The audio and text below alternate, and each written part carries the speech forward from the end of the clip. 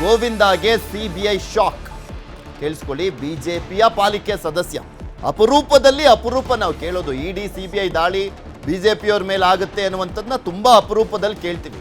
ಆ ಅಪರೂಪದಲ್ಲಿ ಅಪರೂಪದ ಒಂದು ಇದು ದಾಳಿ. ಬಿಜೆಪಿ ಪಾಲಿಕೆ ಸದಸ್ಯ ಗೋವಿಂದಾಗೆ ಸಿಬಿಐ ಶಾಕ್. ಬಳ್ಳಾರಿಯ ಗಾಂಧಿನಗರದಲ್ಲಿನ ನಿವಾಸದ ಮೇಲೆ ರೇಡ್ ಮಾಡಲಾಗಿದೆ. ನೆಕ್ಕಂಟಿ ನಾಗರಾಜ್ ಅಕೌಂಟ್ನಿಂದ ಹಣ ವರ್ಗಾವಣೆ ಆಗಿರುವಂಥ ಸಾಧ್ಯತೆಯ ಒಂದು ಕಾರಣಕ್ಕೋಸ್ಕರ ದಾಳಿ ಅಂತ. ಗೋವಿಂದ ಅಕೌಂಟ್ಗೆ ಹಣ ವರ್ಗಾವಣೆಯ ಆರೋಪ ಇದೆ. ಮಾಜಿ ಸಚಿವ ನಾಗೇಂದ್ರ ಆಪ್ತ ನೆಕ್ಕಂಟಿ ನಾಗರಾಜ್. ವಿವಿಧ ಕಡೆ ಹಣ ಹೂಡಿಕೆ ಮಾಡಿದ್ದಂಥ ಗೋವಿಂದ ಮೂಲತಃ ಮೊಟ್ಟೆ ವ್ಯಾಪಾರಿಯಾಗಿರುವಂಥದ್ದು ಈ ಗೋವಿಂದ. ಬಿಜೆಪಿಯ ಸದಸ್ಯ ನೆಕ್ಕಂಟಿ ನಾಗರಾಜ್ ಹಣ ಕಳಿಸಿದ್ದಕ್ಕೆ ಅಂತ ತನಿಖೆಯನ್ನ ಮಾಡಲಾಗ್ತದೆ. ಕಳಿಸಿದ್ ಯಾಕೆ ನೆಕ್ಕಂಟಿ ನಾಗರಾಜ್ ನಿನ್ಗೆ ಅಂತ ತನಿಖೆಯನ್ನ ಮಾಡಲಾಗ್ತಾ ಇದೆ. ಅದು ಆ ಸಂದರ್ಭದಲ್ಲಿ ಅಂದರೆ ವಾಲ್ಮೀಕಿ ಹಗರಣ ಆಗಿರುವಂಥ ಸಂದರ್ಭದಲ್ಲೇ ಈತನಿಗೆ ಏನಾದರೂ ದುಡ್ಡು ಹೋಗಿದ್ರೆ, ಎಷ್ಟು ದುಡ್ಡು ಹೋಗಿದೆಯೋ ಏನೋ ಇನ್ನೂ ಗೊತ್ತಾಗಬೇಕಾಗಿದೆ. ಆ ಸಂದರ್ಭದಲ್ಲೇ ಏನಾದರೂ ಹೋಗಿದ್ದೇ ಆದರೆ ಅದ್ರ ಮಾಹಿತಿ ಈಗಾದರೆ ಆಲ್ರೆಡಿ ಸಿಕ್ಕಿರುತ್ತೆ ಸಿಬಿಐಗೆ. ಸೊ ಹೀಗಾಗಿನೇ ದಾಳಿಯನ್ನು ಮಾಡಲಾಗಿದೆ. ಇದ್ರ ಬಗ್ಗೆ ಇನ್ನಷ್ಟು ಮಾಹಿತಿಯನ್ನು ಕೊಡ್ತಾ ಹೋಗ್ತಾರೆ ನಮ್ಮ ಪ್ರತಿನಿಧಿ ಬಸವರಾಜ್. ನಮ್ಮ ಜೊತೆ ದೂರವಾಣಿ ಸಂಪರ್ಕದಲ್ಲಿ ಜಾಯ್ನ್ ಆಗಿದ್ದಾರೆ. ಬಸವರಾಜ್, ಯಾವ ರೀತಿಯಾದಂಥ ಕಲೆಕ್ಷನ್ ಈ ಗೋವಿಂದಾಗೂ ಮತ್ತು ವಾಲ್ಮೀಕಿ ಹಗರಣದ ವಿಚಾರಕ್ಕೆ ಸಂಬಂಧಪಟ್ಟಂತೆ ಎಷ್ಟು ಹಣವನ್ನ ವರ್ಗಾವಣೆ ಮಾಡಿದ್ರಂತೆ, ಏನ್ ಮಾಹಿತಿ ಸಿಗ್ತಾ ಇದೆ ದಾಳಿ ಬಗ್ಗೆ? ಪೃಥ್ವಿರಾಜ್, ಈಗಾಗಲೇ ವಾಲ್ಮೀಕಿ ಅಭಿವೃದ್ಧಿ ನಿಗಮದ ಹಗರಣಕ್ಕೆ ಸಂಬಂಧಪಟ್ಟಂಗೆ ಈಗಾಗಲೇ SIT ಕೂಡ ತನಿಖೆ ನಡೆಸಿತ್ತು. ಅದಾದ ಬಳಿಕ ಇಡಿ ಅಧಿಕಾರಿಗಳ ದಾಳಿ ಬಳಿಕ ಈಗ ಮತ್ತೆ ಸಿಬಿಐ ಅಧಿಕಾರಿಗಳು ಕೂಡ ಈ ಪ್ರಕರಣದ ತನಿಖೆಯನ್ನು ಕೂಡ ಕೈಗೆತ್ತಿಕೊಂಡಿರ್ತಕ್ಕಂಥದ್ದು. ಈ ಭಾಗವಾಗಿ ಇವತ್ತು ಬಳ್ಳಾರಿಯ ಗಾಂಧಿನಗರದಲ್ಲಿರ್ತಕ್ಕಂಥ ಬಿಜೆಪಿಯ ಪಾಲಿಕೆ ಸದಸ್ಯ ಗೋವಿಂದ್ ಅವರ ನಿವಾಸದ ಮೇಲೆ ಕೂಡ ಸಿಬಿಐ ಅಧಿಕಾರಿಗಳು ದಾಳಿ ನಡೆಸಿ ಅವರ ಅಕೌಂಟ್ ಮತ್ತು ಮನೆಯಲ್ಲಿರ್ತಕ್ಕಂಥ ದಾಖಲಾತಿಗಳ ಪರಿಶೀಲನೆ ಕೂಡ ನಡೆಸ್ತಾ ಇರ್ತಕ್ಕಂಥದ್ದು. ಅದರಲ್ಲೂ ಪ್ರಮುಖವಾಗಿ ಹಗರಣದಲ್ಲಿ ಪ್ರಮುಖವಾಗಿ ಹೆಸರು ಕೇಳಿ ಬಂದಿರತಕ್ಕಂಥದ್ದು ನೆಕ್ಕಂಟಿ ನಾಗರಾಜ್ ಅವರ ಅಕೌಂಟ್ ಇಂದ ಪಾಲಿಕೆ ಸದಸ್ಯ ಇರ್ತಕ್ಕಂಥ ಗೋವಿಂದ್ ಅವರ ಒಂದು ಅಕೌಂಟಿಗೆ ಕೂಡ ಹಣ ವರ್ಗಾವಣೆ ಆಗಿದೆ ಅನ್ನೋ ಆರೋಪಗಳು ಕೂಡ ಕೇಳಿ ಬಂದಿರತಕ್ಕಂಥ ಹಿನ್ನೆಲೆಯಲ್ಲಿ ಸಿಬಿಐ ಅಧಿಕಾರಿಗಳ ದಾಳಿ ಕೂಡ ಸಾಕಷ್ಟು ಇವತ್ತು ಮಹತ್ವವನ್ನು ಕೂಡ ಪಡೆದುಕೊಂಡಿರ್ತಕ್ಕಂಥದ್ದು. ದಾಳಿ ವೇಳೆ ಗೋವಿಂದ್ ಅವರ ಒಂದು ಅಕೌಂಟ್ಗಳ ದಾಖಲಾತಿಗಳ ಪರಿಶೀಲನೆ ಮತ್ತು ಮನೆಯಲ್ಲಿರ್ತಕ್ಕಂಥ ದಾಖಲಾತಿಗಳ ಪರಿಶೀಲನೆ ಕೂಡ ನಡೆಸ್ತಾ ಇದ್ದಾರೆ ಅನ್ನೋ ಮಾಹಿತಿ ಸಿಗ್ತಾ ಇದೆ. ಮತ್ತೊಂದು ಕಡೆ ಮೂಲತಃ ಗೋವಿಂದ್ ಅವರು ಮೊಟ್ಟೆ ವ್ಯಾಪಾರ ಆಗಿರ್ತಕ್ಕಂಥದ್ದು. ಬಳ್ಳಾರಿಯಲ್ಲಿ ಪ್ರಮುಖ ಮೊಟ್ಟೆ ವ್ಯಾಪಾರಿಯಲ್ಲಿ ಕೂಡ ಅವರು ಕೂಡ ಪ್ರಮುಖ ಆಗಿರ್ತಕ್ಕಂಥದ್ದು. ಆದ್ರೆ ಅವರ ಹಣಕಾಸಿನ ವಹಿವಾಟು ಮತ್ತು ನೆಕ್ಕಂಟಿ ನಾಗರಾಜ್ ಅವರ ಅಕೌಂಟ್ ಇಂದ ಎಷ್ಟು ಹಣ ಬಂದಿದೆ ಅನ್ನೋ ಸಂಬಂಧಪಟ್ಟಂಗೆ ನಿಖರವಾದಂತ ಮಾಹಿತಿ ಗೊತ್ತಾಗ್ತಾ ಇಲ್ಲ. ಆದ್ರೆ ಹಣ ವರ್ಗಾವಣೆ ಆಗಿರತಕ್ಕಂಥ ಆರೋಪದ ಹಿನ್ನೆಲೆಯಲ್ಲಿ ಸಿಬಿಐ ಅಧಿಕಾರಿಗಳ ದಾಳಿ ಕೂಡ ಮಾಡಿರ್ತಕ್ಕಂಥದ್ದು. ಆದ್ರೆ ಎಷ್ಟು ಹಣ ವರ್ಗಾವಣೆ ಆಗಿದೆ, ಯಾವ ಕಾರಣಕ್ಕಾಗಿ ವರ್ಗಾವಣೆ ಆಗಿದೆ ಅನ್ನೋದು ಕೂಡ ಇನ್ನ ತನಿಖೆಯ ನಂತರ ಅಷ್ಟೇ ಗೊತ್ತಾಗಬೇಕಾಗಿದೆ. ಅಂದ್ರೆ ಇಲ್ಲಿ ವಾಲ್ಮೀಕಿ ಹಗರಣದಲ್ಲಿ ಇವ್ರ ಪಾತ್ರ ಏನು ಅನ್ನುವಂಥದ್ದು ಗೊತ್ತಾಗಬೇಕಾಗಿದೆ. ಬಟ್ ಅಕೌಂಟ್ ಟ್ರಾನ್ಸ್ಫರ್ ವಿಚಾರಕ್ಕೆ ಸಂಬಂಧಪಟ್ಟಂತೆ ಮಾತ್ರ ಸದ್ಯಕ್ಕೆ ಈಗ ದಾಳಿ ಆಗಿದೆ, ಅವ್ರನ್ನ ವಿಚಾರಣೆ ಮಾಡಲಾಗ್ತಾ ಇದೆ. ಖಂಡಿತ ಪೃಥ್ವಿರಾಜ್, ಪ್ರಮುಖವಾಗಿ ಅವರ ಮೇಲೆ ಕೇಳಿ ಬಂದಿರತಕ್ಕಂಥದ್ದು ಆರೋಪ ನೆಕ್ಕಂಟಿ ನಾಗರಾಜ್ ಅವರ ಅಕೌಂಟ್ ಇಂದ ಇವರ ಅಕೌಂಟಿಗೆ ಹಣ ವರ್ಗಾವಣೆ ಆಗಿದೆ ಅನ್ನೋ ಮಾಹಿತಿ ಸಿಬಿಐ ಅಧಿಕಾರಿಗಳಿಗೆ ಸಿಕ್ಕಿದೆ ಅನ್ನೋ ಗೊತ್ತಾಗ್ತಾ ಇದ್ದಂತೆ ಸಿಬಿಐ ಅಧಿಕಾರಿಗಳು ಇವತ್ತು ದಾಳಿ ಮಾಡಿರ್ತಕ್ಕಂಥದ್ದು. ಆದ್ರೆ ನಿಗಮದ ಹಗರಣಕ್ಕೂ ಗೋವಿಂದ್ ಅವರಿಗೆ ಯಾವ ರೀತಿಯಾದಂತ ಲಿಂಕ್ ಇದೆ ಅನ್ನೋದು ಕೂಡ ಇನ್ನಷ್ಟು ತನಿಖೆಯಿಂದ ಗೊತ್ತಾಗಬೇಕಾಗಿದೆ. ಆದ್ರೆ ಇಲ್ಲಿ ಹಣಕಾಸಿನ ವಹಿವಾಟು ಆಗಿದೆ ಅಂತಕ್ಕಂಥ ಆರೋಪ ಹಿನ್ನೆಲೆಯಲ್ಲಿ ಸಿಬಿಐ ಅಧಿಕಾರಿಗಳು ಕೂಡ ದಾಳಿ ಮಾಡಿರ್ತಕ್ಕಂಥದ್ದು. ಎಷ್ಟು ಹಣ ವರ್ಗಾವಣೆ ಆಗಿದೆ, ಯಾವ ಕಾರಣಕ್ಕಾಗಿ ವರ್ಗಾವಣೆ ಆಗಿದೆ ಹಣ ಅನ್ನೋದು ಕೂಡ ಇನ್ನ ತನಿಖೆ ನಂತರ ಗೊತ್ತಾಗಬೇಕಾಗಿದೆ. ಅಂದ್ರೆ ಇವರು SIT ಒಂದ್ ಕಡೆ ತನಿಖೆ ಮಾಡಿತ್ತು, ಇಡಿನೂ ಕೂಡ ಒಂದ್ ಕಡೆ ತನಿಖೆ ಆಗಿತ್ತಲ್ಲ, ಇವ್ರು ಯಾರು ಇವರನ್ನ ಗೋವಿಂದ ಅವರನ್ನ ವಿಚಾರಣೆ ಕರೆಯೋದಾಗ್ಲಿ ಅಥವಾ ಅವರ ಅಕೌಂಟ್ ಟ್ರಾನ್ಸ್ಫರ್ ವಿಚಾರಕ್ಕೆ ಸಂಬಂಧಪಟ್ಟಂತೆ ಇದುವರೆಗೂ ವಿಚಾರಣೆ ಮಾಡಿರಲಿಲ್ಲ, ಸಿಬಿಐ ಫಸ್ಟ್ ಟೈಮಾ? ಹೌದು, ಈ ಹಿಂದೆ ಈ ಪ್ರಕರಣ ಸಂಬಂಧಪಟ್ಟಂಗೆ ರಾಜ್ಯ ಸರ್ಕಾರ SIT ಕೂಡ ತನಿಖೆಗೆ ಆದೇಶ ಮಾಡಿದ ನಂತರ ಈಗಾಗಲೇ SIT ಕೂಡ ಈ ಪ್ರಕರಣ ಸಂಬಂಧಪಟ್ಟಂಗೆ ಕ್ಲೀನ್ ಚೀಟ್ ಅನ್ನ ಕೂಡ ಕೊಟ್ಟಿತ್ತು. ಅದಾದ ಬಳಿಕ ಇಡಿ ಅಧಿಕಾರಿಗಳು ಹಣಕಾಸಿನ ವಹಿವಾಟು ಹೆಚ್ಚಾಗಿರ್ತಕ್ಕಂಥದ್ದು, ಜೊತೆಗೆ ಅಂತಾರಾಜ್ಯ ಮಟ್ಟದಲ್ಲಿ ಕೂಡ ಹಣಕಾಸಿನ ವಹಿವಾಟು ಆಗಿರ್ತಕ್ಕಂಥ ಹಿನ್ನೆಲೆಯಲ್ಲಿ ಇಡಿ ಅಧಿಕಾರಿಗಳು ಎಂಟ್ರಿ ಬಳಿಕ ಇಡಿ ಅಧಿಕಾರಿಗಳು ಕೂಡ ತನಿಖೆ ನಡೆಸಿರ್ತಕ್ಕಂಥದ್ದು. ಆ ಸಂದರ್ಭದಲ್ಲಿ ಕೂಡ ಬಿಜೆಪಿ ಪಾಲಿಕೆ ಸದಸ್ಯ ಇರ್ತಕ್ಕಂಥ ಗೋವಿಂದ್ ನಿವಾಸದ ಮೇಲೆ ಕೂಡ ದಾಳಿ ಆಗಿರಲಿಲ್ಲ. ಆದ್ರೆ ಮೊದಲ ಬಾರಿಗೆ ಸಿಬಿಐ ಅಧಿಕಾರಿಗಳು ಈ ಪ್ರಕರಣ ಸಂಬಂಧಪಟ್ಟಂಗೆ ತನಿಖೆ ಕೈಗೆತ್ತಿಕೊಂಡಾಗ ಮೊದಲ ಬಾರಿಗೆ ಈಗ ಗೋವಿಂದ್ ನಿವಾಸದ ಮೇಲೆ ದಾಳಿ ನಡೆಸಿರ್ತಕ್ಕಂಥದ್ದು. ದಾಳಿಯ ಸಂದರ್ಭದಲ್ಲಿ ಕೂಡ ಅವರ ತಂದೆ ಕೂಡ ಕುಮಾರಸ್ವಾಮಿ ಅಂತಕ್ಕಂಥದ್ದು ಕೂಡ ಅವರು ಕೂಡ ಪ್ರಮುಖವಾಗಿ ಎಗ್ ವ್ಯಾಪಾರ ಆಗಿರ್ತಕ್ಕಂಥದ್ದು. ಒಂದೇ ನಿವಾಸದಲ್ಲಿ ತಂದೆ ಮಗ ವಾಸವಾಗಿರ್ತಕ್ಕಂಥ ಹಿನ್ನೆಲೆಯಲ್ಲಿ ಇಬ್ಬರನ್ನು ಕೂಡ ಸಿಬಿಐ ಅಧಿಕಾರಿಗಳು ಈಗ ವಿಚಾರಣೆ ಮಾಡ್ತಾ ಇದಾರೆ ಅನ್ನೋ ಮಾಹಿತಿ ಕೂಡ ಈಗ ಸಿಗ್ತಾ ಇದೆ. ಓಕೆ, ಧನ್ಯವಾದ ಬಸವರಾಜ್ ನಿಮ್ಮೆಲ್ಲ ಮಾಹಿತಿಗಾಗಿ. ಉದ್ಘಾಟಿಸಲಿದ್ದಾರೆ ಬಾನು ಮುಷ್ತಾಕ್ ವಿರುದ್ಧ ಸಲ್ಲಿಸಿದ್ದಂತ ಅರ್ಜಿಗಳೆಲ್ಲವೂ ಕೂಡ ವಜಾಗೊಂಡಿದೆ. ಆಕ್ಷೇಪಣೆ ವ್ಯಕ್ತಪಡಿಸಿ ಸಲ್ಲಿಸಿದ್ದಂತ ಅರ್ಜಿಗಳನ್ನ ವಜಾ ಮಾಡಲಾಗಿದೆ.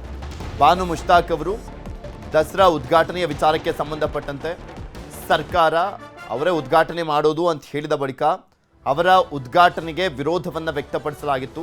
ದಸರಾ ಉದ್ಘಾಟನೆಗೆ ಬಾನು ಮುಷ್ತಾಕಿಗೆ ಅವಕಾಶ ಕೊಡಬಾರ್ದು ಅಂತ ಅರ್ಜಿಯನ್ನು ಸಲ್ಲಿಸಲಾಗಿತ್ತು. ಬಾನು ಆಯ್ಕೆ ಪ್ರಶ್ನಿಸಿ ಹೈಕೋರ್ಟ್ನಲ್ಲಿ ಸಾರ್ವಜನಿಕ ಹಿತಾಸಕ್ತಿ ಅರ್ಜಿ ಸಲ್ಲಿಸಲಾಗಿತ್ತು. PIL ವಾದ ಪ್ರತಿವಾದ ಆಲಿಸಿ PIL ವಜಾಗೊಳಿಸಿರುವಂಥದ್ದು ಕೋರ್ಟ್. ಪ್ರತಾಪ್ ಸಿಂಹ ಸೇರಿದಂತೆ 3 ಸಲ್ಲಿಸಿದ್ದಂಥ PIL ವಜಾಗೊಂಡಿದೆ. ಹೈಕೋರ್ಟ್ನಿಂದ PIL ವಜಾಗೊಳಿಸಿ ಮಹತ್ವದ ಆದೇಶವನ್ನು ಹೊರಡಿಸಲಾಗಿದೆ. ಮಾಜಿ ಸಂಸದ ಪ್ರತಾಪ್ ಸಿಂಹ ಅರ್ಜಿ ವಜಾ ವಿಚಾರದ ಬಗ್ಗೆ ಮೇಲ್ಮನೆಯ ವಿಪಕ್ಷ ನಾಯಕ ಛಲವಾದಿ ನಾರಾಯಣ ಸ್ವಾಮಿ ಅವರು ಪ್ರತಿಕ್ರಿಯೆಯನ್ನು ಕೊಟ್ಟಿದ್ದಾರೆ. ನೋಡೋಣ. ಯಾರು ಅರ್ಜಿ ಹಾಕಿದ್ರು ಅದು ಪ್ರಶ್ನೆ ಅಲ್ಲ, ಅದು ಪ್ರಶ್ನೆ ಅಲ್ಲ. ಅವರು ತಾಯಿ ಭುವನೇಶ್ವರಿಯನ್ನೇ ಒಪ್ಪಲಾರದ ಒಬ್ಬ ವ್ಯಕ್ತಿ ಚಾಮುಂಡಿಯನ್ನ ಹೇಗೆ ಒಪ್ಪಲಿಕ್ಕೆ ಸಾಧ್ಯ? ಹಿಂದೂ ಸಂಸ್ಕೃತಿಯಲ್ಲಿ ನಡೆಯತಕ್ಕಂಥ ನಾಡ ಹಬ್ಬ, ಅದಕ್ಕೆ ನೋಡ್ಲಿಕ್ಕೆ ಯಾರು ಬೇಕಾದರೂ ಬರ್ಬೋದು, ಅದು ಪ್ರಶ್ನೆ ಅಲ್ಲ. ಉದ್ಘಾಟನೆಗೆ ಬರುವಾಗ ಅಲ್ಲಿ ದೇವರ ಮುಂದೆನೇ ಉದ್ಘಾಟನೆ ಮಾಡಬೇಕಲ್ಲ.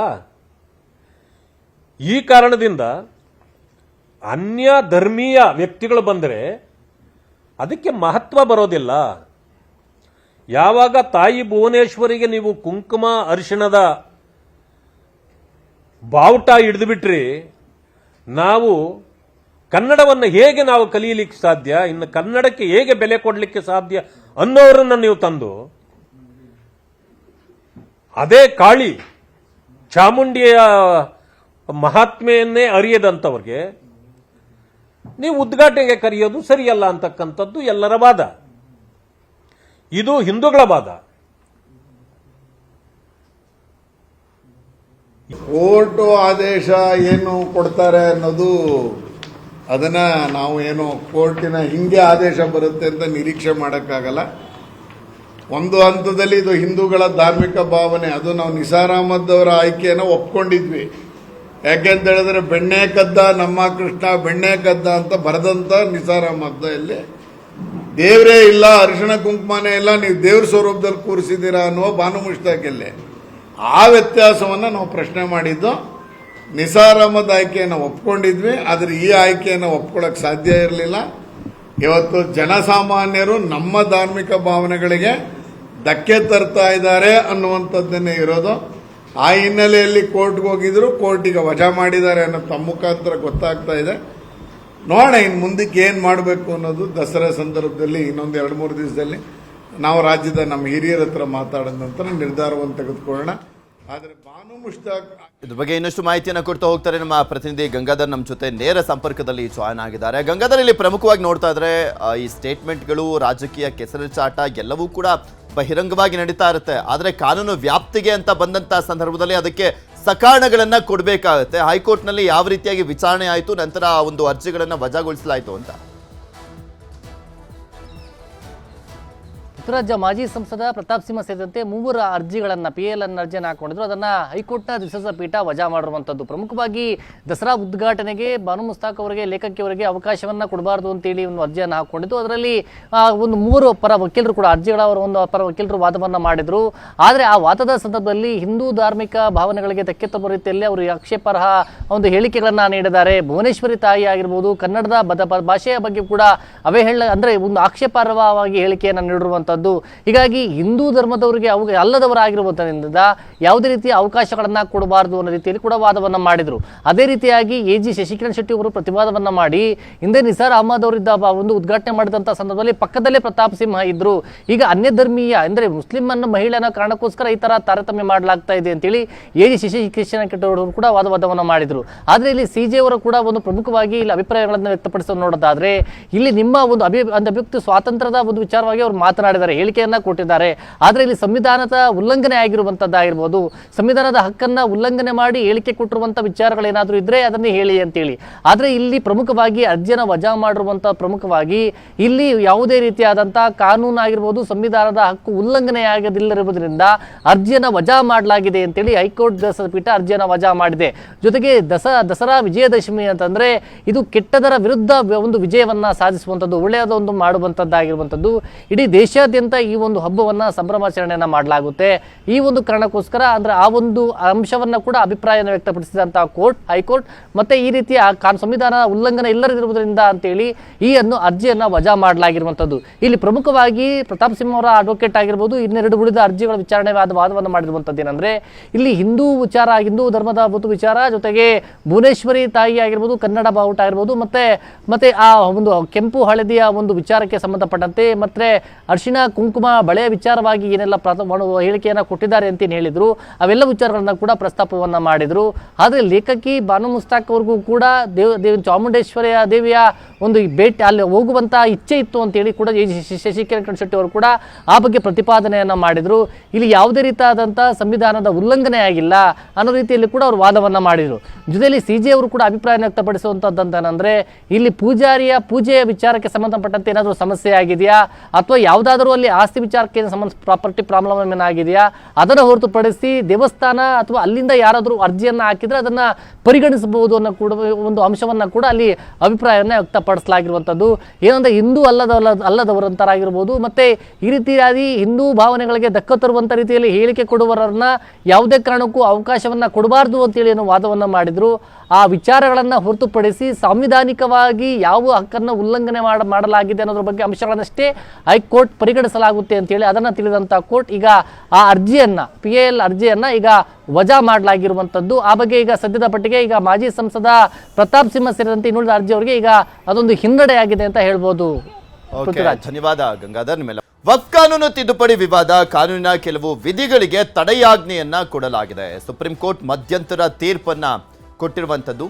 CJI BR ಗವಾಯಿ ಮತ್ತು ನ್ಯಾಯಮೂರ್ತಿಗಳಾಗಿರುವಂಥ AG ಅವರ ಪೀಠದಲ್ಲಿ ನಡೆದಂಥ ವಿಚಾರಣೆ. ಸಂಪೂರ್ಣ ತಿದ್ದುಪಡಿ ಕಾಯ್ದೆಗೆ ತಡೆ ಇಲ್ಲ, ಇದು ಕೆಲವೊಂದು ವಿಧಿಗಳಿಗೆ ಮಾತ್ರ ತಡೆಯನ್ನ ಹಾಕಲಾಗಿದೆ. ಸೆಕ್ಷನ್ 3(1)(r) ಸುಪ್ರೀಂ ಕೋರ್ಟ್ ತಡೆಯನ್ನ ಕೊಟ್ಟಿರುವಂಥದ್ದು. ದಾನ ಮಾಡಲಿಕ್ಕೆ 5 ವರ್ಷ ಕಾಲ ಮುಸ್ಲಿಮನಾಗಿರಬೇಕು ಅನ್ನುವಂಥ ಅಂಶಕ್ಕೆ ತಡೆಯನ್ನ ಕೊಡಲಾಗಿದೆ. ವಕ್ಫ್ನಿಂದ ಒತ್ತುವರಿ ಅಂತ ಸರ್ಕಾರಿ ಅಧಿಕಾರಿ ನಿರ್ಧರಿಸುವಂತಿಲ್ಲ. ಸರ್ಕಾರಿ ಅಧಿಕಾರಿಗೆ ನೀಡಿದಂಥ ನಿಯಮಕ್ಕೂ ಕೂಡ ತಡೆಯನ್ನ ಒಡ್ಡಲಾಗಿದೆ. ಮುಸ್ಲಿಮೇತರನ್ನ ವಕ್ಫ್ ಬೋರ್ಡ್ಗೆ ನೇಮಿಸಬಹುದು, ಆದರೆ ಅದು 3ಕ್ಕಿಂತ ಹೆಚ್ಚಿಲ್ಲ ಅಂತ ಹೇಳಿದ್ದಾರೆ. ಅಧಿಕಾರೇತರ ಸದಸ್ಯರು ಮುಸ್ಲಿಮರೇ ಇರಬೇಕು. ಕೇಂದ್ರ ವಕ್ಫ್ ಕೌನ್ಸಿಲ್ನಲ್ಲಿ 4ಕ್ಕಿಂತ ಹೆಚ್ಚು ಮುಸ್ಲಿಮೇತರರು ಇರುವಂತಿಲ್ಲ ಅಂತ ಸೂಚನೆಯನ್ನ ಕೊಡಲಾಗಿದೆ. ವಕ್ಫ್ನಿಂದ ಒತ್ತುವರಿ ಅಂತ ಸರ್ಕಾರಿ ಅಧಿಕಾರಿ ಅದನ್ನ ನಿರ್ಧರಿಸುವಂತಿಲ್ಲ ಅಂತ ಕೆಲವೊಂದು ಪ್ರಮುಖ ಅಂಶಗಳನ್ನ ಉಲ್ಲೇಖ ಮಾಡಲಾಗಿದೆ. ಇದಕ್ಕೆ ಕೇಂದ್ರ ಸರ್ಕಾರ ನೆಕ್ಸ್ಟ್ ಯಾವ ರೀತಿಯಾಗಿ ಹೆಜ್ಜೆಗಳನ್ನ ಇಡುತ್ತೆ ಅನ್ನುವಂಥದ್ದನ್ನ ಕಾದ್ ನೋಡಬೇಕಾಗಿದೆ. ಬಿಕಾಸ್ ಅವರು ಏನಾದರೂ ಇದನ್ನ ಒಪ್ಕೊಳ್ತಾರಾ ಅಥವಾ ಮತ್ತೆ ಏನಾದರೂ ಮೇಲ್ಮನವಿಯನ್ನ ಸಲ್ಲಿಸಲಾಗತ್ತಾ ಈ ಒಂದು ತೀರ್ಪಿನ ವಿಚಾರಕ್ಕೆ ಸಂಬಂಧಪಟ್ಟಂತೆ ನಾವು ಒಪ್ಕೊಳ್ಳೋದಿಲ್ಲ ಅಂತ. ಯಾಕೆಂದ್ರೆ ಬಿಫೋರ್ ಈ ಒಂದು ಅರ್ಜಿಗಳೆಲ್ಲವೂ ಕೂಡ ಸುಪ್ರೀಂ ಕೋರ್ಟ್ಗೆ ಹೋದಂಥ ಸಂದರ್ಭದಲ್ಲೂ ಕೂಡ ಅಷ್ಟೇ, ಬಿಫೋರೇ ಆಗಲಿ ಅಥವಾ ಸುಪ್ರೀಂ ಕೋರ್ಟ್ಗೆ ಹೋದಂಥ ಸಂದರ್ಭದಲ್ಲಿ ಆಫ್ಟರೇ ಆಗಿರ್ಬೋದು, ಕೇಂದ್ರ ಸರ್ಕಾರ ಹೇಳ್ತಾ ಇದ್ದಿದ್ದು ಸಂಸತ್ನಲ್ಲಿ ಅಂಗೀಕರಿಸಿರುವಂತಹ ಈ ತಿದ್ದುಪಡಿಗಳನ್ನು ಸುಪ್ರೀಂ ಕೋರ್ಟು ಕೂಡ ಪ್ರಶ್ನೆ ಮಾಡ್ಲಿಕ್ಕೆ ಬರೋದಿಲ್ಲ ಅನ್ನುವಂಥ ರೀತಿಯಾದಂಥ ಸ್ಟೇಟ್ಮೆಂಟ್ಗಳನ್ನು ಕೊಡಲಾಗ್ತಾ ಇತ್ತು. ಇವನ್ ವಾದನೂ ಕೂಡ ಅದೇ ರೀತಿಯಾಗಿ ಮಾಡಲಾಗಿತ್ತು. ಲೋಕಸಭೆ ರಾಜ್ಯಸಭೆಯಲ್ಲಿ ಜನಾದೇಶ ಕೊಟ್ಟಿದ್ದಂಥ ಸಂಸದರು ನಿರ್ಧಾರ ಮಾಡಿರುವಂಥದ್ದನ್ನು ಹೇಗೆ ನೀವು ಮತ್ತೆ ತಡೆಯನ್ನು ಒಡ್ತೀರಾ ಅನ್ನುವಂಥ ರೀತಿಯಲ್ಲಿ ವಾದಗಳು ಕೂಡ ಆಗಿತ್ತು. ಕಿತ್ತೂದ ಮೇಲ್ಛಾವಣಿ ಗೋಡೆಗಳಲ್ಲಿ ಬಿರುಕು, ಕೂರ್ಲಿಕ್ಕೆ ಬೆಂಚಿಲ್ಲ, ಸುತ್ತಲೂ ಹೊಲಸು, ಜೀವದ ಹಂಗು ತೊರೆದು ಬರಬೇಕು. ಶಾಲೆಗಳು ಬೀಳ್ತಾ ಇದ್ರು, ಸಚಿವರು ಸೈಲೆಂಟ್. ಬಡವರ ಮಕ್ಕಳು ಬೆಳಿಬಾರ್ದ, ಸರ್ಕಾರಿ ಶಾಲೆಗಳು ಬೇಕಿಲ್ವಾ, ಮಕ್ಕಳ ಜೀವಕ್ಕಿಲ್ವಾ guarantee. News 18 ground report.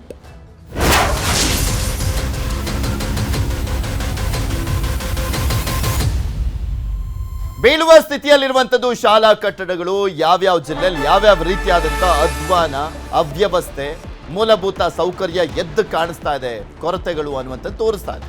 Belagavi ಜಿಲ್ಲೆ ನೋಡ್ತಾ ಹೋಗೋಣ. ಬೆಳಗಾವಿ ಜಿಲ್ಲೆ ಖಾನಾಪುರ ತಾಲೂಕಿನ ಶಾಲೆಗಳ ಬಗ್ಗೆ ನಿಮಗೆ ತೋರಿಸ್ತಾ ಇದ್ದೀವಿ. ಆತಂಕದಲ್ಲೇ ಪಾಠವನ್ನ ಕೇಳ್ತಾ ಇದ್ದಾರೆ ಮಕ್ಕಳು. ಅಲ್ಲಿ ಚಿಕ್ಕದಿನಕೊಪ್ಪ, ಅವರೊಳ್ಳಿ, ದೇಮಿನಕೊಪ್ಪ, ಬಿಳಕಿ, ಕೋಡಚವಾಡ ಗ್ರಾಮಗಳ ಶಾಲೆಗಳ ಸ್ಥಿತಿ ಆ ದೇವರಿಗೆ ಪ್ರೀತಿ. ಪ್ರಾಣ ಭೀತಿಯಲ್ಲೇ ಪಾಠವನ್ನ ಕೇಳ್ತಾ ಇರುವಂಥದ್ದು ಮಕ್ಕಳು. ಅನಿವಾರ್ಯ ಪರಿಸ್ಥಿತಿಯಲ್ಲಿ ಹೋಗುವಂಥ ಪರಿಸ್ಥಿತಿ ಇದೆ ಅಲ್ಲಿ. ಕನ್ನಡ ಶಾಲೆಗಳು ಅಂದರೆ ಯಾಕೆ ಹೋಗ್ತಾ ಇಲ್ಲ? ಸುಮ್ಮನೆ ಬಾಯಿ ಬಡ್ಕೊಳ್ತಾರಲ್ಲ ಇಲ್ಲೆಲ್ಲ ಬಂದು ಸುಮ್ಮನೆ ವಿಧಾನಸೌಧದಲ್ಲೆಲ್ಲ ಮಾತಾಡಿಕೊಂಡು ಯಾಕೆ ಹೋಗ್ತಾ ಇಲ್ಲ ಅಂದರೆ ಇವೇ ಕಾರಣಗಳು. ಮೂಲಭೂತ ಸೌಕರ್ಯಗಳಿಲ್ಲ. ಅದರಲ್ಲೂ ಹತ್ತತ್ರ ಒಂದು 7-8 ವರ್ಷದಿಂದಲೂ ಕೂಡ ಬೆಳಗಾವಿಯಲ್ಲಿ ಮಾತೆತ್ತಿದ್ರೆ ಪ್ರವಾಹ ಧಾರಾಕಾರವಾಗಿ. ಒಂದು ಬೆಳಗಾವಿ ಸೈಡ್ ಮಳೆ ಅಥವಾ ಮಹಾರಾಷ್ಟ್ರದಲ್ಲಿ ಮಳೆ ಬಂದರೆ ಸಾಕು, ಅಲ್ಲಿ ಪ್ರವಾಹ ಉಂಟಾಗುತ್ತೆ. ಇಂಥ ಸಂದರ್ಭದಲ್ಲಿ ಬಿದ್ದೋಗುವಂಥ ಪರಿಸ್ಥಿತಿಗೆ ಬಂದು ತಲುಪಿರುವಂಥದ್ದು ಸರ್ಕಾರಿ ಶಾಲೆಗಳು ನಿಮಗೆ ತೋರಿಸ್ತಾ ಇದೀವಲ್ಲ.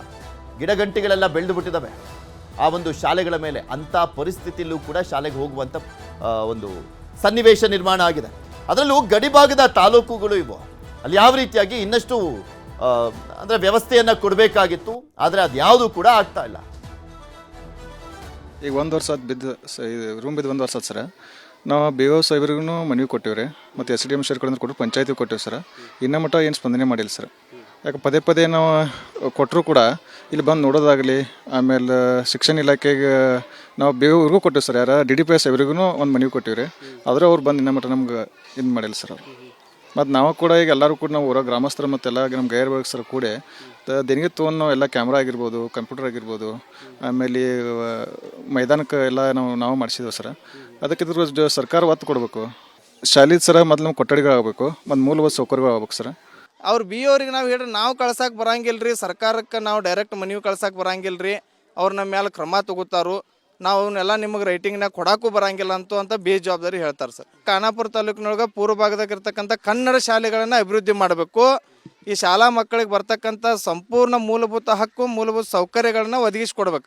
ಇಲ್ಲವಾದಲ್ಲಿ ಮುಂದೆ ಬರೋ ದಿನದ ಜಿಲ್ಲಾಧಿಕಾರಿಗಳ ಕಚೇರಿ ವಿರುದ್ಧ ಉಗ್ರವಾದಂಥ ಧರಣಿ ಸತ್ಯಾಗ್ರಹ ಮಾಡೋಕ್ಕೆ ನಾವೆಲ್ಲ ಸ್ಥಳೀಯರು, ಪಾಲಕರು, ಪೋಷಕರು ತಯಾರಾಗಿದ್ದೀವಿ ಅಂತೇಳಿ ಈ ಮೂಲಕ ಎಚ್ಚರಿಕೆ ಕೊಡ್ತೀವಿ. ಇನ್ನು ಚಿತ್ರದುರ್ಗದ CKಪುರ ಶಾಲೆಗೆ DDPI ಭೇಟಿಯನ್ನು ಕೊಟ್ಟಿದ್ದಾರೆ. ಶಿಥಿಲಾವಸ್ಥೆಯಲ್ಲಿದ್ದಂಥ ಶಾಲೆ ಬಗ್ಗೆ ನಿನ್ನೆ ಅಷ್ಟೇ ನ್ಯೂಸ್ 18ನಲ್ಲಿ ವರದಿಯನ್ನು ಪ್ರಸಾರ ಮಾಡಿದೆ. ನ್ಯೂಸ್ 18 ವರದಿ ಬೆನ್ನಲ್ಲೇ ಶಾಲೆಗೆ DDPI ಭೇಟಿಯನ್ನು ಕೊಟ್ಟಿದ್ದಾರೆ. ಇದು ನ್ಯೂಸ್ 18 ಕನ್ನಡದ ಬಿಗ್ ಇಂಪ್ಯಾಕ್ಟ್. ನಿನ್ನೆ ಅಷ್ಟೇ ಚಿತ್ರದುರ್ಗದ ಸಂಸದರಾಗಿರುವಂಥ ಗೋವಿಂದ ಕಾರಜೋಳ ಅವರನ್ನ ನಾನೇ ಮಾತನಾಡಿಸ್ತಾ ಇದ್ದೆ. ಅವ್ರು ಹೇಳ್ತಾ ಇದ್ರು, ಇಲ್ಲ DDPI ಜೊತೆ ಎಲ್ಲ ಚರ್ಚೆ ಮಾಡಿದ್ದೀನಿ, ನಮ್ಮ ಚಿತ್ರದುರ್ಗದಲ್ಲಿ ಅತಿ ಹೆಚ್ಚಿದಾವೆ ಪಾಳ್ಬಿದ್ದ ರೀತಿಯಲ್ಲಿರುವಂಥ ಮನೆಗಳು, ಶಾಲೆಗಳು ಸುಮಾರು 600ಕ್ಕೂ ಹೆಚ್ಚು ಅಂತ ಮಾತನಾಡ್ತಾ ಇದ್ರು. ನಾನೇ ತತ್ಕ್ಷಣಕ್ಕೆ DDPIಗೆಲ್ಲ ಫೋನ್ ಮಾಡಿ ತಿಳಿಸ್ತೀನಿ ಅಂತಲೂ ಕೂಡ ಹೇಳಿದರು. ಇನ್ನು ಈ ಸುದ್ದಿಯನ್ನು DDPI ಕೂಡ ನೋಡಿದರು. CKಪುರ ಶಾಲೆಗೆ ಚಿತ್ರದುರ್ಗ DDPI ಮಂಜುನಾಥ್ ಭೇಟಿಯನ್ನು ಕೊಟ್ಟಿದ್ದಾರೆ. ಶಾಲಾ ಕಟ್ಟಡಗಳ ಶಿಥಿಲಾವಸ್ಥೆ ಕುರಿತು ಪರಿಶೀಲನೆ ಮಾಡಿದ್ರು. ಶಾಲೆ ಆವರಣವನ್ನು ಕ್ಲೀನ್ ಮಾಡಿಸಿದ್ದಾರೆ DDPI. ಶಿಥಿಲಾವಸ್ಥೆ ಕಟ್ಟಡಗಳಲ್ಲಿ ಮಕ್ಕಳನ್ನು ಕೂರಿಸದಂತೆ ಸೂಚನೆಯನ್ನು ಕೊಟ್ಟಿದ್ದೇನೆ ಅಂತ ಹೇಳಿದ್ರು. ಸುಸ್ಥಿತಿಯಲ್ಲಿರುವಂಥ ಕಟ್ಟಡದಲ್ಲಿ ಪಾಠ ಮಾಡಲಿಕ್ಕೆ ಸೂಚನೆಯನ್ನು ಕೊಡಲಾಗಿದೆ. ಶೀಘ್ರದಲ್ಲೇ ಹೊಸ ಕಟ್ಟಡ ನಿರ್ಮಾಣಕ್ಕೆ ಕ್ರಮ ವಹಿಸ್ತೇನೆ.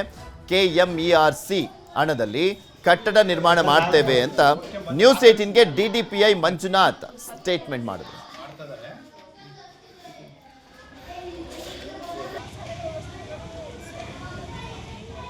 ಈ ಶಾಲೆಯ ಸಂಪೂರ್ಣ ಸ್ವಚ್ಛತೆ ಬಗ್ಗೆ ಈಗಾಗಲೇ ಕ್ರಮ ಕೈಗೊಂಡಿದ್ವಿ. ನಮ್ಮ ಎಲ್ಲ ಮುಖ್ಯ ಶಿಕ್ಷಕರು ಮತ್ತು ಇಲ್ಲಿನ ಸ್ಥಳೀಯ BOರು ಮೀಟ್ ಮಾಡಿಸಿ ಎಲ್ಲ ಸ್ವಚ್ಛತೆಯನ್ನು ಮಾಡಿಸಿ ಅದೆಲ್ಲ ತೆರವುಗೊಳಿಸಿ. ಇದ್ರ ಬಗ್ಗೆ ಇನ್ನಷ್ಟು ಮಾಹಿತಿಯನ್ನು ಕೊಡ್ತಾ ಹೋಗ್ತಾರೆ ನಮ್ಮ ಚಿತ್ರದುರ್ಗದ ಪ್ರತಿನಿಧಿ ವಿನಾಯಕ್. ನಮ್ಮ ಜೊತೆ ದೂರವಾಣಿ ಸಂಪರ್ಕದಲ್ಲಿ ಜಾಯ್ನ್ ಆಗಿದ್ದಾರೆ. ವಿನಾಯಕ್, ನಮ್ಮ ಸುದ್ದಿ ಇಂಪ್ಯಾಕ್ಟ್ ಆಗಿದೆ. ಯಾವಾಗ ಹೊಸ ಕಟ್ಟಡ ಅಂತೆ, ಯಾವಾಗ ಮನವಿಯನ್ನು ಮಾಡ್ಕೊಳ್ತಾರಂತೆ ಸರ್ಕಾರಕ್ಕೆಲ್ಲ, ಈಗ ಸದ್ಯಕ್ಕೆ ಏನು ವ್ಯವಸ್ಥೆ ಮಾಡಿದ್ದಾರೆ ಅಂತ? ಪೃಥ್ವಿರಾಜ್, ಏನು ಚಿತ್ರದುರ್ಗದ CKಪುರ ಶಾಲೆಯ ಸ್ಥಿತಿಯನ್ನು ನೋಡಿದ್ರೆ ನಿಜಕ್ಕೂ ಕೂಡ ಸರ್ಕಾರ, ಶಿಕ್ಷಣ ಇಲಾಖೆ ತಲೆ ತಗ್ಗಿಸಬೇಕಾದಂತಹ ಸ್ಥಿತಿ ಅಲ್ಲಿ ಕಾಣ್ತಾ ಇತ್ತು. ಯಾಕಂತ ಹೇಳಿದ್ರೆ ಇಡೀ ಆ ಶಾಲೆಯ ಕಟ್ಟಡಗಳು ಶಿಥಿಲಾವಸ್ಥೆಗೆ ತಲುಪಿರ್ತಕ್ಕಂಥದ್ದು, ಮತ್ತೆ ಮೇಲ್ಚಾವಣಿ ಏನಿದೆ ಅದರ ಸೀಲಿಂಗ್ ಕಿತ್ಕೊಂಡು ಕೆಳಗಡೆ ಬೀಳ್ತಾ ಇರ್ತಕ್ಕಂಥದ್ದು. ಅದೇ ಕಟ್ಟಡಗಳಲ್ಲಿ ಮಕ್ಕಳಿಗೆ ಪಾಠ ಮಾಡ್ತಿರ್ತಕ್ಕಂಥ ಸಂದರ್ಭ ಎದುರಾಗಿತ್ತು. ಹಾಗಾಗಿ ಈ ಕುರಿತು ನ್ಯೂಸ್ 18 ವರದಿ ಮಾಡಿದಂತ ಸಂದರ್ಭದಲ್ಲಿ ಈಗಾಗಲೇ ಶಿಕ್ಷಣ ಇಲಾಖೆ ಕ್ರಮವನ್ನು ವಹಿಸಿರ್ತಕ್ಕಂಥ ಮತ್ತೆ ಜಿಲ್ಲಾ ಶಿಕ್ಷಣ ಇಲಾಖೆ ಅಧಿಕಾರಿಗಳು ಏನು DDPI ಮಂಜುನಾಥ್ ಅವರು ಕೂಡ ಶಾಲೆಗೆ ಭೇಟಿ ನೀಡಿ ಪರಿಶೀಲನೆ ಮಾಡಿರ್ತಕ್ಕಂಥದ್ದು. ಅಲ್ಲಿ ಸ್ವಚ್ಛತೆಯ ಬಗ್ಗೆ ಪ್ರಾಥಮಿಕವಾಗಿ ಕ್ರಮವನ್ನು ಕೈಗೊಂಡಿರ್ತಕ್ಕಂಥ ಸ್ವಚ್ಛತೆ, ಅಲ್ಲಿದ್ದಂತ ಕಸ ಗಿಡಗಳನ್ನೆಲ್ಲ ಕ್ಲೀನ್ ಮಾಡಿಸುವಂತದ್ದು, ಈ ಕೆಲಸಕ್ಕೆ ಕೈ ಹಾಕಿದ್ದಾರೆ. ಜೊತೆಗೆ ಏನು ಈ ಕಟ್ಟಡಗಳಲ್ಲೂ ಶಿಥಿಲಾವಸ್ಥೆ ಆಗಿದೆ, ಆ ಶಿಥಿಲಾವಸ್ಥೆಯಲ್ಲಿ ಇರ್ತಕ್ಕಂಥ ಕಟ್ಟಡಗಳಲ್ಲಿ ಪಾಠವನ್ನ ಮಾಡ್ಲಿಕ್ಕೆ ಯಾವ್ದು ಮಾಡೋದು ಬೇಡ, ಈಗಿರುವ ಸುಸ್ಥಿತಿಯಲ್ಲಿರುವಂತಹ ಕಟ್ಟಡಗಳಲ್ಲಿ ಪಾಠವನ್ನ ಮಾಡ್ಲಿಕ್ಕೆ ಸೂಚನೆ ನೀಡಿರ್ತಕ್ಕಂಥದ್ದು. ಈ ಕಟ್ಟಡಗಳ ಹೊಸ ಕಟ್ಟಡಗಳ ನಿರ್ಮಾಣ ಮಾಡ್ಲಿಕ್ಕೆ ಈಗಾಗಲೇ KMERC ಇದಕ್ಕೆ ಅನುದಾನಕ್ಕೆ ಈಗಾಗಲೇ ಕ್ರಿಯಾ ಯೋಜನೆಯನ್ನ ಸಲ್ಲಿಸಲಾಗಿದೆ. ಅದನ್ನ ಕೂಡಲೇ ನಾವು ಫಾಲೋ ಅಪ್ ಮಾಡಿ ಅದನ್ನ ಅನುದಾನವನ್ನು ತರಿಸ್ಕೊಂಡು ಕಟ್ಟಡಗಳನ್ನ ನಿರ್ಮಾಣ ಮಾಡ್ಲಿಕ್ಕೆ ಕ್ರಮ ವಹಿಸ್ತೇವೆ ಅನ್ನುವಂತ ಮಾತನ್ನ ಈಗಾಗಲೇ ಹೇಳಿರ್ತಕ್ಕಂಥದ್ದು. ಪೃಥ್ವಿರಾಜ್, ಇದೊಂದೇ ಶಾಲೆ ಅಂತಲ್ಲ, ನಾವು ತೋರಿಸ್ತಾ ಇರುವಂಥದ್ದು ಒಂದೊಂದು ಎಕ್ಸಾಂಪಲ್ ಆಗಿ ಅದೇ ರೀತಿಯಾಗಿ ಇಡೀ ಜಿಲ್ಲೆಯಲ್ಲಿರುವಂಥದ್ದು ಕೂಡ ಬದಲಾವಣೆ ಆಗಬೇಕು ಅಂತ. ನಿನ್ನೆ ಗೋವಿಂದ ಕಾರಜೋಳ ಅವರು ಹೇಳ್ತಾ ಇದ್ರು 600ಕ್ಕೂ ಹೆಚ್ಚು ಶಾಲೆಗಳು ಈ ರೀತಿಯಾಗಿದ್ದಾವೆ ಅಂತ. ಸೊ ಅದಕ್ಕೂ ಕೂಡ ಏನಾದರೂ ಕಾಯಕಲ್ಪ ಕಲ್ಪಿಸುವಂತ ನಿಟ್ಟಿನಲ್ಲಿ ಏನಾದರೂ ಚರ್ಚೆಯನ್ನು ಮಾಡ್ತಾರಂತ, ಸರ್ಕಾರಕ್ಕೆ ಮನವಿ ಮಾಡ್ಕೊಳ್ತಾರಂತ, ಹೇಗೆ? ಇದು ಈಗಾಗಲೇ ಏನು ಈ ವರದಿಯಿಂದ ಒಂದು ವಿಷಯ ಬೆಳಕಿಗೆ ಬಂದಿರ್ತಕ್ಕಂಥದ್ದು ಏನಂತ ಹೇಳಿದ್ರೆ, ಈ ಜಿಲ್ಲೆಯಲ್ಲಿ ಈ ತರದ ಶಿಥಿಲಾವಸ್ಥೆ ಇರತಕ್ಕಂತ ಕಟ್ಟಡದ ವರದಿಯನ್ನು ಈಗಾಗಲೇ ಸರ್ಕಾರಕ್ಕೆ ಸಲ್ಲಿಕೆ ಆಗಿದೆ, ಜಿಲ್ಲಾಡಳಿತಕ್ಕೆ ಸಲ್ಲಿಕೆ ಆಗಿದೆ. ಇದಕ್ಕೆ ಅನುದಾನವನ್ನು ತೆಗೆದುಕೊಳ್ಳುವ ವಿನಾಯಕ ಮಾತನಾಡ್ಸಿ ಹಾಗೆ ಸಂಪರ್ಕದಲ್ಲಿರಿ. ನಮ್ಮ ಜೊತೆ ಈಗ ಹಳೆ ವಿದ್ಯಾರ್ಥಿ ಆಗಿರುವಂತ ಅಂಜನಪ್ಪ ಅವರು ದೂರವಾಣಿ ಸಂಪರ್ಕದಲ್ಲಿದ್ದಾರೆ. ನಮಸ್ಕಾರ ಅಂಜನಪ್ಪ ಅವರೇ. ನಮಸ್ತೆ ಸರ್. ನೋಡ್ತಾ ಇದ್ವಿ ಅದೇನು ಶಾಲೆನಾ ಅಥವಾ ಕಸದ ತೊಟ್ಟಿನ ಅನ್ನುವ ರೀತಿಯಲ್ಲಿರುವಂಥ ಪರಿಸ್ಥಿತಿ ಆ ಸ್ಕೂಲ್ದು. ನಿಮಗೆಲ್ಲ ನೋಡಿದ್ರೆ ಪಾಪ ಓದಿದಂಥ ಸ್ಕೂಲು ಆ ರೀತಿಯಾಗಿ ಆಗಿರುವಂಥದ್ದು ಬೇಜಾರು ಅನ್ಸುತ್ತೆ. ಸದ್ಯ ಇವತ್ತು DDPI ಬಂದಿದ್ರಲ್ಲ, ಏನು ಹೇಳಿದ್ರು? ವ್ಯವಸ್ಥೆ ಎಲ್ಲ ಮಾಡ್ಕೊಡ್ತಾರಂತ ಸರ್? ಮಾಡ್ಕೊಡ್ತೀವಿ ಅಂತ ಹೇಳಿದ್ದಾರೆ. ಅದು DMF ಫಂಡಿಂದ ಕೊಡ್ತೀವಿ ಅಂತ ಹೇಳಿದ್ದಾರೆ ಸರ್. ಈ ತರ ಕಂಪ್ಲೇಂಟ್ಸ್ 3-4 ಬಾರಿ ಕೊಟ್ಟಿದೀವಿ. ಓಕೆ. ಅದು ವಿಷಯ ಏನಪ್ಪಾ ಅಂತಂದ್ರೆ ಅದನ್ನ ರಿಪೇರಿ ಕೆಲಸ ಮಾಡಿದ್ರೆ ರಿಪೇರಿ ಆಗೋ ಮಟ್ಟದಾಗ ಆ ಶಾಲೆ ಇಲ್ಲ. ಹೌದು ಹೌದು. ಹೊಸ ಬಿಲ್ಡಿಂಗ್ ಆಗ್ಬೇಕು. ಸರ್ ದುರ್ಗದಲ್ಲಿ ಚರಂಡಿಗೆ ಅದಕ್ಕೆ ಇದಕ್ಕೆ ದುಡ್ಡು ಹಾಕ್ತಿದ್ದಾರೆ. ರೋಡಿಗೆ 2 ಬಾರಿ, ವರ್ಷಕ್ಕೆ 2 ಬಾರಿ ಹಾಕ್ತಾರೆ.